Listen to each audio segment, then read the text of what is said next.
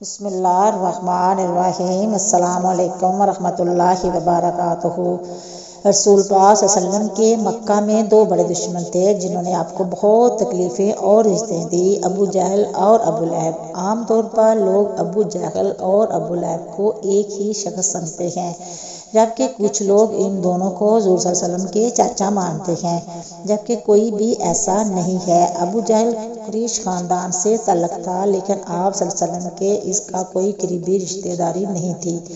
بعض لوگ اس سے آپ کو کا چاچا خیال کرتے ہیں، یہ غلط ہے، اس لیے کہ آپ صلی اللہ علیہ وسلم کے دادا عبد المطلب تھے اور ابو جہل نہ عبد المطلب کا بیٹا ہے اور نہ ہی عبد المطلب کے خاندان کا ہے، جبکہ عبد المطلب عبد مناف کے خاندان کے تھے اور ابو جہل قبیلہ خاندان کا تھا۔ ان دونوں میں خونی رشتہ نہیں ہے۔ ابو جہل کا شجرہ نسب کچھ یوں ہے: ابو جہل بن ہشام بن مغیرہ بن عبداللہ بن عمر بن مخزوم قریشی تھا۔ ابو جہل جنگ بدر میں اپنے انجام کو پہنچا، جہاں پر اسے دو بچوں حضرت معوذ اور حضرت معاذ رضی اللہ تعالیٰ عنہ نے اسے زخمی کیا۔ حضرت عبداللہ بن مسعود نے ان کی گردن دھڑ سے الگ کر دی۔ تاریخ میں اکثر ابو جہل کو اسلام کا سب سے بڑا دشمن قرار دیا جاتا ہے، جبکہ بریک بینی سے جانچا جائے تو ابو لہب رسول پاک صلی اللہ علیہ وسلم کا سب سے بڑا دشمن تھا۔ ابو لہب کا نام عبد العزیز بن عبد المطلب تھا۔ ان کی اصل کنیت ابو عتبہ تھی، لیکن اس کے والد حضرت عبد المطلب اس کے چہرے کی سرخی کی وجہ سے اسے ابو لہب پکارتے تھے۔ ابو لہب حضور اکرم صلی اللہ علیہ وسلم کا حقیقی چاچا تھا۔ جب ابو لہب کو کسی نے بتایا کہ آپ کے چھوٹے بھائی عبداللہ کے گھر بیٹا پیدا ہوا ہے تو ابو لہب بہت خوش ہوا۔ اس نے ایک لونڈی صوبیہ کو آزاد کر دیا۔ ابو لہب اسلام کے بڑے دشمنوں میں سے ایک تھا۔ جب حضور اکرم صلی اللہ علیہ وسلم نے اعلان نبوت کیا تو ابو لہب نے سخت مخالفت کی، آپ صلی اللہ علیہ وسلم کی شان میں گستاخی پر اتر آیا۔ جب خدا کی طرف سے رشتہ داروں کو دین کی دعوت کا حکم ہوا تو آپ صلی اللہ علیہ وسلم نے کوہ صفا پر چڑھ کر قریش والوں کو پکارا۔ جب سب اکٹھے ہوئے تو آپ صلی اللہ علیہ وسلم نے فرمایا کہ اگر میں آپ کو کہوں کہ اس پہاڑی کے پیچھے سے ایک لشکر تم پر حملہ کرنے والا ہے، کیا تم میری بات کا یقین کر لو گے؟ سب نے آپ صلی اللہ علیہ وسلم کے حکم پر لبیک کہا کہ آپ صلی اللہ علیہ وسلم نے ہمیشہ سچ ہی بولا ہے۔ اس کے بعد آپ صلی اللہ علیہ وسلم نے فرمایا کہ میں خدا کے حکم سے تم کو ایک سخت عذاب سے آگاہ کرنے کے لیے آیا ہوں، جو دشمنوں کے حملے سے بھی زیادہ خطرناک ہے۔ جب آپ صلی اللہ علیہ وسلم نے یہ الفاظ فرمائے تو ابو لہب نے آپ صلی اللہ علیہ وسلم کی مخالفت کرتے ہوئے کہا، غارت ہو تم پر، نعوذ باللہ، تم نے ہم کو اس لیے بلایا ہے۔ اس پر سورۃ لہب نازل ہوئی۔ جب رسول پاک صلی اللہ علیہ وسلم خدا کا پیغام دیتے تو ابو لہب آپ صلی اللہ علیہ وسلم کو برا بھلا کہنے لگ جاتے کہ یہ جھوٹا ہے جو اپنے باپ کے دین کو چھوڑ کر اپنا جھوٹا دین پھیلا رہا ہے۔ بعض روایت میں ہے کہ ابو لہب نے کوہ صفا پر آپ صلی اللہ علیہ وسلم کو قتل کرنے کے لیے ایک پتھر بھی اٹھا لیا تھا۔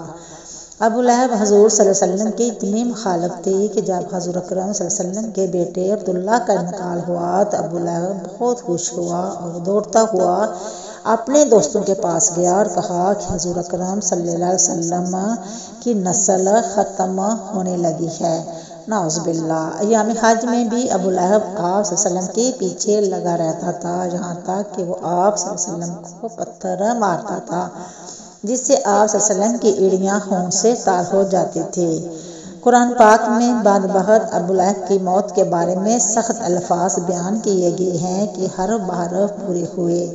وہ بہت ذلت کی موت مرا۔ ابو لہب بہت مالدار تھا۔ جب ان کو خدا کے عذاب سے ڈرایا جاتا تھا تو کہتا کہ اگر حضور صلی اللہ علیہ وسلم کی بات سچ ہے تو آخرت کے دن مال اولاد کا نذرانہ دے کر عذاب سے چھوٹ جاؤں گا۔ ابن اسحاق سے مروی ہے کہ جب ابو لہب کی بیوی ام جمیل کو پتہ چلا کہ میرے خاوند کے بارے میں صورت نازل ہوئی ہے تو وہ ایک پتھر لے کر آپ صلی اللہ علیہ وسلم کو مارنے کے لیے مسجد حرام میں پہنچ گئی۔ مسجد حرام میں حضرت محمد صلی اللہ علیہ وسلم اپنے پیارے ساتھی ابو بکر رضی اللہ تعالیٰ عنہ کے ساتھ آرام فرما رہے تھے تو اللہ تبارک و تعالیٰ نے ام جمیل کی نظروں پر ایسا پردہ ڈالا کہ اس کو صرف حضرت ابو بکر ہی نظر آئے۔ اس نے پوچھا کہ مجھے معلوم ہے کہ حضرت محمد صلی اللہ علیہ وسلم میری مذمت وارجو کرتے ہیں، خدا کی قسم اگر حضرت محمد صلی اللہ علیہ وسلم میرے سامنے ہوتے تو میں اس کو پتھر مارتے۔ وہ دشمن اور مخالفت کی وجہ سے حضرت محمد صلی اللہ علیہ وسلم مذموم کہتے ہیں، یہ کہہ کر وہ واپس چلے گی۔ قریش والے جب مذمم کہتے تو آپ صلی اللہ علیہ وسلم فرماتے ہیں کہ اے لوگو، اللہ تعالیٰ نے کسی طرح آپ کو شکل و شکم مجھ سے پھیر دیا۔ وہ مذمم کو برا بلا کہتے ہیں، میں تو محمد صلی اللہ علیہ وسلم خدا کا آخری رسول ہوں۔ ابو لہب قریش کا مالدار آدمی تھا، اس کو سود خوری کا کاروبار بہت وسیع تھا۔ وہ لوگوں کو سود پر چیزیں دے کر خود منافع حاصل کرتا تھا، یہاں تک کہ اس نے خانہ کعبہ سے سونے کا ہرن چوری کر کے بیچ دیا۔ ابو لہب کی اولاد بھی نبی کریم صلی اللہ علیہ وسلم کی بہت بڑی دشمن تھی۔ ابن ساکر اور ابن ساگ لکھتے ہیں کہ ایک دن ابو لہب کے بیٹے عتبہ نے یہ ٹھان لیا کہ محمد صلی اللہ علیہ وسلم کے پاس جا کر ان کے رب کے بارے میں بری باتیں کہہ کر ان کو اذیت پہنچائے گا۔ عتبہ بدبخت نبی کریم صلی اللہ علیہ وسلم کے پاس آیا اور بہت سخت کلامی کی، اور سب سے بڑا جرم یہ کیا کہ کھچڑ انوار کی طرف تھوکا۔ وہ ناپاک تھوک کی وجہ عطر پر گرنے کی بجائے دور جا گرا۔ اس کی گستاخی پر حضرت اکرم صلی اللہ علیہ وسلم نے دعا مانگی، اے اللہ اس پر اپنے کتوں میں سے کسی کتے کو مسلط کر دے۔ عتبہ اپنے خیال میں بڑا کارنامہ سر انجام دیکھ کر اپنے باپ کے پاس گیا۔ ابو لہب نے پوچھا، پیارے بیٹے تو نے اس سے کیا کہا؟ اس نے بتایا کہ میں نے یہ اور یہ کہا۔ اس نے پوچھا، اس پر محمد نے کیا کہا؟ عتبہ نے بتایا کہ اس نے یہ بد دعا دی ہے۔ یہ سنتے ہی ابو لہب کا رنگ سرخ ہو گیا، کیونکہ وہ جانتا تھا کہ محمد صلی اللہ علیہ وسلم کی کوئی بھی دعا ایسی نہیں جو قبول نہ ہو۔ اب وہ پل پل اپنے بیٹے کا خیال رکھتا۔ ابو لہب ایک دفعہ ایک قافلے کے ساتھ شام روانہ ہوا اور راستے میں ایک جنگل میں گرجا گھر میں انہیں پڑاؤ کرنا پڑا۔ جنگل میں خوفناک جانوروں کا خطرہ تھا، تو ابو لہب کو بار بار محمد کی بد دعا یاد آ رہی تھی۔ ابو لہب نے قافلے والوں سے کہا کہ چونکہ تم لوگوں پر میرے بہت زیادہ احسانات ہیں تو میں تم سے ان کا بدلہ یہی چاہتا ہوں کہ آج رات میرے بیٹے عتبہ کی حفاظت کی جائے۔ بس تم سارا سامان اس گرجا گھر کے سین میں جمع کر دو اور اس کے اوپر میرے بیٹے کا بستر لگا دو، پھر اس سامان کے ارد گرد تم سو جاؤ۔ حبار کہتے ہیں کہ ہم نے ایسا ہی کیا۔ رات جب سو گئے تو جنگل سے شیر آیا، ہم سب کے چہروں کو اس نے سونگا مگر کسی کو کچھ نہ کہا۔ پھر سامان کے بلند ڈھیر پر چڑھ گیا، عتبہ کے چہرے کو سونگا اور اسے چیر پاڑ دیا۔ ابو لہب کا برا حال تھا، میرا بیٹا محمد کی بد دعا سے کبھی نہیں بچ سکے گا۔ ناظرین گرامی، ابو لہب اس بیٹے عتبہ اور اس کی بیوی کا انجام انتہائی دردناک اور عبرتناک ہوا، کیونکہ اللہ پاک نے سورۃ الحق میں پہلے ہی ان کے لیے عذاب کا فیصلہ سنا دیا تھا۔ جنگ بدر کے 7 دن بعد ابو لہب چچے کی بیماری میں مبتلا ہوئے اور گل سڑ کر مر گیا۔ روایت میں ہے کہ اس کو ایک ریشے دار دانہ نکلا جو پھٹا تو پھر اسے مزید دانے نکل آئے۔ اب ان دونوں کی جب بدبو پھیلنے لگی تو اس کی اولاد اور بیوی نے یہ فیصلہ کیا کہ ان کو اپنے گھر سے کسی ویران کھنڈر میں منتقل کر دیتے ہیں تاکہ یہ بیماری کسی میں منتقل نہ ہو۔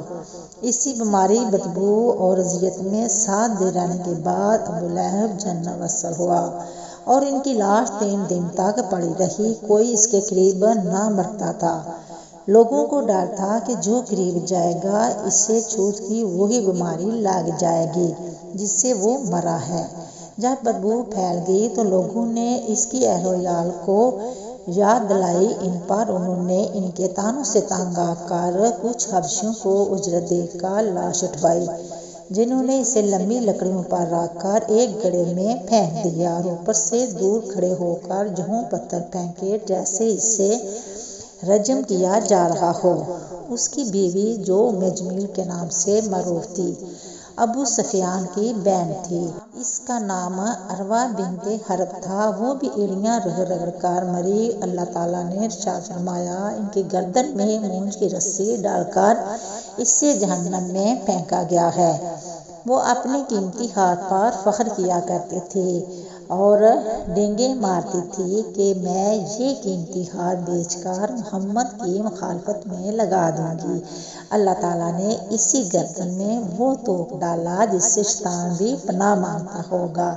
اللہ تعالیٰ ہم کو بھی اسلام پر چلنے کی توفیق عطا فرمائے، آمین ثم آمین۔ امید کرتی ہوں کہ آپ کو میری یہ ویڈیو پسند آئی ہوگی۔ اگر پسند آئی ہے تو شیئر کرنا، سبسکرائب کرنا، اچھے کمنٹ کرنا، دعاؤں میں یاد رکھنا، اپنا بہت سارا خیال رکھنا۔ ہم انشاءاللہ ملیں گے نیکسٹ ویڈیو میں، تب تک اوکے، اللہ حافظ۔